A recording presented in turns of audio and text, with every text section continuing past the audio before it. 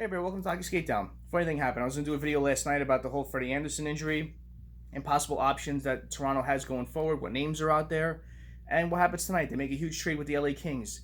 And it was out of the blue. No one really expected it. I expected this to happen a little bit later, closer to the trade deadline, but they felt this as a need because they don't have that much faith in Hutchinson right now. And I know Hutchinson came out and said he wanted to prove himself, but what's the best way to prove yourself? Bringing in competition. So they brought in Jack Campbell from LA Kings and forward Kyle Clifford, and they sent over Trevor Moore and two picks, a 2020 third-round pick and a 2021 third-round conditional pick. And they didn't list the conditions as if I'm doing this video, so once they do, I will post it in my comment section below. And I'll go over their stats in a little bit, but I just want to talk about the whole Freddie Anderson thing. He was collided into during the Florida game, and they said he was day-to-day with a neck injury. They said he did the concussion protocol, and it went well. They didn't mention pass or fail. They just said he did well. So that was kind of a red flag in itself.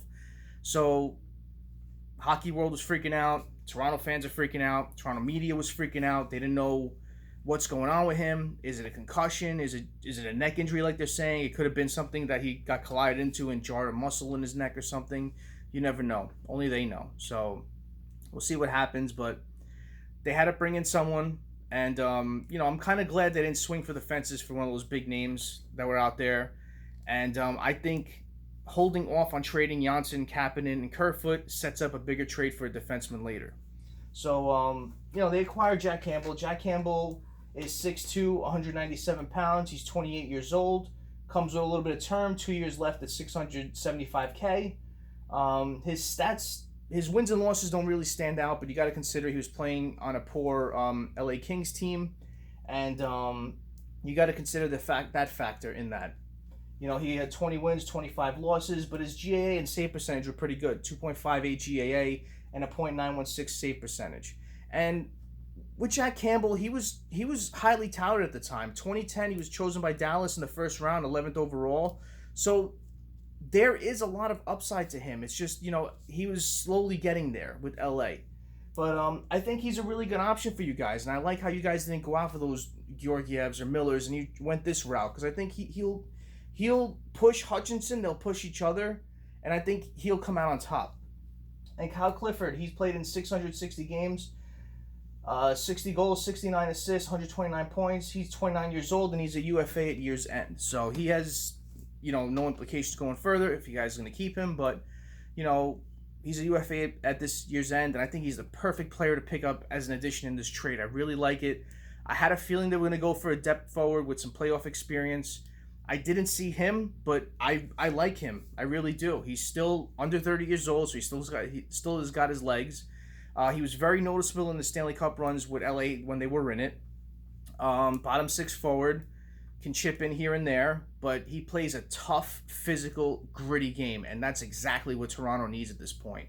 They need players to stick up for other players and just have that trickle-down effect for him to show these younger players how to play in playoffs, bring in that Stanley Cup pedigree, and, just go in a playoff and feel confident and know what to do. He could be a good voice in the room. So I really do like this trade for both sides. LA is in a kind of rebuild mode. They had a young player in Trevor Moore. A lot of Toronto fans didn't want to see him go. They saw a lot of potential with him. He's played in 51 games. He has 5 goals, 8 assists, 13 points, and he's got 2 years left at $775K. So LA picks up a player with some term, a good player with potential, a bottom 6 player, and they pick up 2 assets in this. So it's kind of win-win for both sides. I like what Toronto did in this trade. I really do. I like how you added a position of need. You added someone with experience that you need that plays that hard game.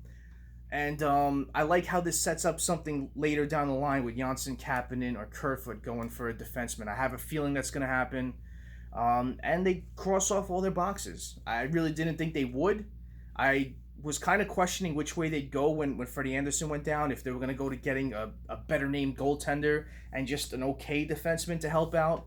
But, they pick up, I like this move, I really do. I like Jack Campbell. He has a lot still to prove. Still youngish. He doesn't have that much NHL experience. He doesn't have a lot of that wear and tear on the body. But I do like this. So we'll see what happens with this. I think it's going to be a good motivator for Campbell and Hutchinson, like I said previously. And, we'll see what happens. But Dubas did a good job with this.